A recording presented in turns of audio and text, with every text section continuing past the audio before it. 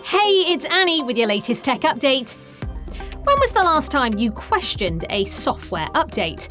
Most of us don't. Attackers are taking advantage of that. There's a fake Windows 11 update circulating that looks almost identical to the real thing. It appears and prompts you to download it like any standard update. But instead of improving your system, it installs malicious software. It looks authentic, even to security tools. To stay safe, only install updates through Windows settings and avoid downloading them from unfamiliar pages. If something unexpected appears, take a moment before clicking.